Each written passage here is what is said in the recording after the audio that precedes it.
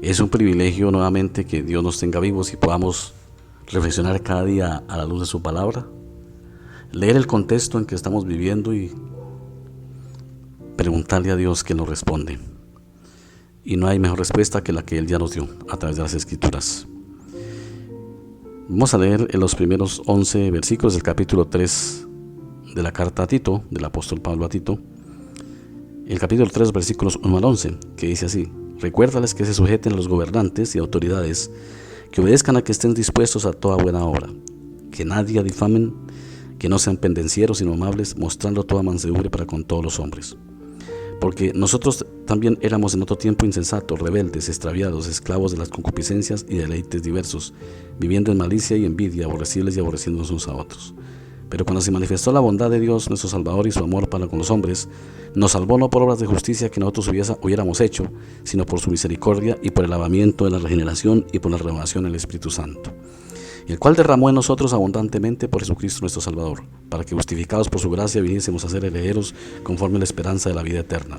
Palabra fiel es esta, y en estas cosas quiero que insistas con firmeza, para que los que creen en Dios procuren ocuparse de las buenas obras, y esas cosas son buenas y útiles a los hombres. Pero evita las cuestiones necias y genealogías y contenciones y discusiones acerca de la ley, porque son vanas y sin provecho. Al hombre que cause divisiones después de una y otra amonestación, deséchalo, sabiendo que al tal se ha pervertido y peca y está condenado por su propio juicio. Bendito Señor, gracias por tu palabra, porque la tenemos en todo momento y el acceso a ella está permitido para nosotros. Gracias por darnos tu palabra. Tu palabra es verdad, Señor. Amén. Sigue del apóstol Pablo en su carta dando recomendaciones a Tito sobre el comportamiento que él debe enseñar en la iglesia.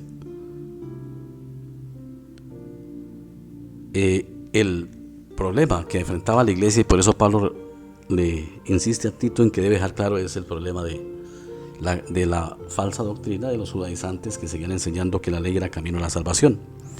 Se estaba presentando ese problema y Pablo en su sabiduría sabía que ese problema tenía que ser atacado fuertemente porque era un asunto grave para la fe y la salvación de las personas. Por eso siempre las cartas, sobre todo en este contexto, siguen insistiendo en la salvación por la gracia. Pero Pablo junta las dos, la salvación por la gracia, también con el buen comportamiento que el cristiano debe tener. El cristiano está llamado a tener esperanza. Y no hay mayor esperanza que Cristo. Pero es Cristo la esperanza. La ley no era esperanza para nadie. Porque la ley exigía. Y sus exigencias son supremamente altas y perfectas y difíciles de cumplir. Mediante la ley ninguna esperanza hay para ningún ser humano. Porque la ley, por el contrario, en vez de salvar, condena. Por eso Pablo dice: pero cuando se manifestó la bondad de nuestro Salvador y su amor para con los hombres, nos salvó no por obras de justicia que nosotros hubiéramos hecho, sino por su misericordia, por el lavamiento de la regeneración y por la renovación del Espíritu Santo. O sea, la esperanza, el mensaje de esperanza que las Escrituras traen para el ser humano es que no había ninguna posibilidad de que un humano se salvara cumpliendo la ley. O sea, ya estaba bajo condenación y no había nada más que hacer. Cuando Cristo aparece en la historia, Él cambia esta realidad y le da la esperanza al pecador, diciéndole que Cristo es la salida de su problema, que es la esperanza de su salvación. Entonces, en los contextos de la vida, la esperanza siempre será Cristo. En primer lugar, solucionó el problema más grave de un ser humano, que era estar separado de Dios, estar echado de su presencia. Lo solucionó a través de su muerte y resurrección. Y le heredó la vida eterna al ser humano que cree en Él y a la vez le lleva a la fe. Esa es la esperanza. La esperanza es que nosotros caminamos hoy en un mundo incierto, porque siempre el mundo es incierto, pero tenemos una esperanza, una meta: nuestra salvación. Y por eso la Biblia enseña al cristiano a gozarse aún en medio de las dificultades, ser feliz, sabiendo que las dificultades del tiempo presente no son nada con las que vienen, con la gloria que ha de ser manifestada. Dice: el cual derramó en nosotros abundantemente por Jesucristo nuestro Salvador, para que justificados por su gracia viniésemos a ser herederos conforme a la esperanza de la vida eterna. La esperanza de la vida eterna es la esperanza de las Sagradas Escrituras. Y es la que nos invita a celebrar, al cristiano celebrar sabiendo que su salvación ya está hecha, que ya nadie la puede quitar, que ni lo alto, ni lo profundo, ni lo ancho, ni lo porvenir, ni lo presente, como dice San Pablo en otra parte, no le puede quitar esa esperanza al cristiano. Y es la esperanza para todos, tanto para los que están pasando por un buen momento como para los que no. En estos momentos pues creo que muy buena parte de la población del mundo no está pasando un buen momento, porque hay incertidumbre, hay miedo. Los medios de comunicación cada día bombardean con esto del coronavirus, tal vez exagerando más de lo que es, porque también hay un propósito ahí mediático para sembrar el terror en la humanidad. Pero en medio de todo, la esperanza que tenemos quienes conocemos a Dios es que Dios es nuestra esperanza. ¿Que Él nos puede sacar de esto? Sí, claro, obvio, tiene el poder para hacerlo. Que un día esto termina, no sabemos cuándo, pero termina. Pero tal vez la virtud es darle gracias en estos momentos. Así estemos en medio de este peligro que de alguna manera representa más la mala intención humana, la ambición humana. Es darle gracias a Dios. Me acuerdo de la reflexión del pastor Nelson, porque estamos viviendo un momento histórico, un momento que puede llevar a cambio. Doloroso, sí, de pronto. Estresante, que produce miedo, sí, claro, pero tenemos la esperanza de que Dios está al control de todo. Cuando Pablo envía a Tito y a Timoteo, los iba a mandar a un lugar donde había mucho sufrimiento, donde ser cristiano era cuestión de vida o muerte, pero él les dice, bueno, ustedes tengan la esperanza en medio de todo.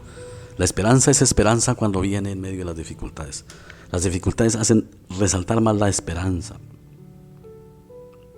Dice, palabra fiel es esta, y en estas cosas quiero que insistas con firmeza, para que los que creen en Dios procuren ocuparse en buenas obras. Estas cosas son buenas y útiles a los hombres.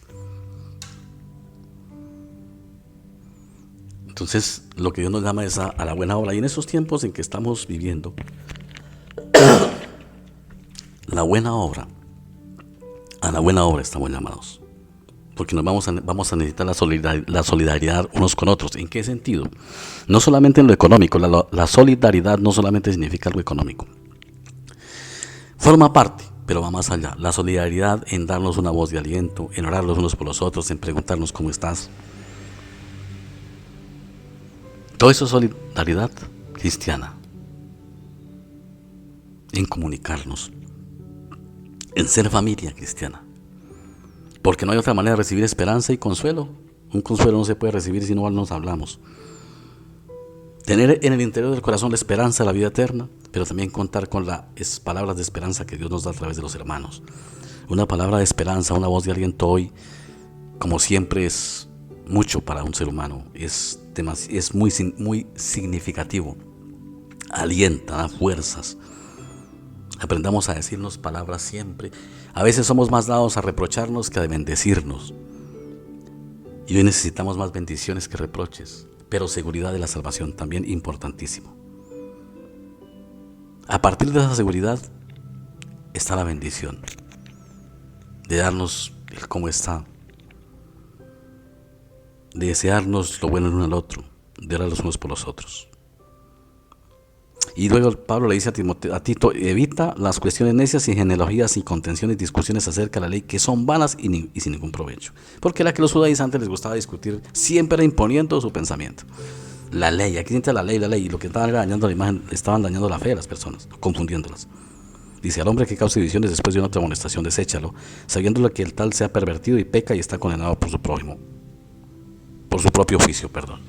Entonces, hermanos, en medio de esta situación que se vive, haya sido cual haya sido su origen, parece que fue un origen muy a propósito, pero está haciendo daño, igual está causando mucho dolor, ya lleva varios meses. En medio de que, según la ciencia, dice que no se sabe cuándo habrá la vacuna, nosotros sabemos que Dios en cualquier momento puede quitar esto, cuando Él así lo determine, porque si lo permitió tenía un propósito. Pero aprovechemos el tiempo, porque también es un momento histórico que estamos viviendo para reflexionar. Esto es un cambio. Miren, hasta en la forma de ser iglesia ya esto se genera, esto demanda un cambio.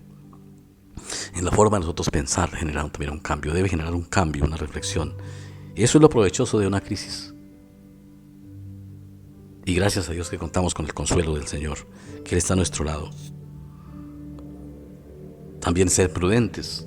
También la prudencia es parte de la fe. No cometer el error de decir, porque yo tengo fe, entonces soy imprudente y me meto en problemas.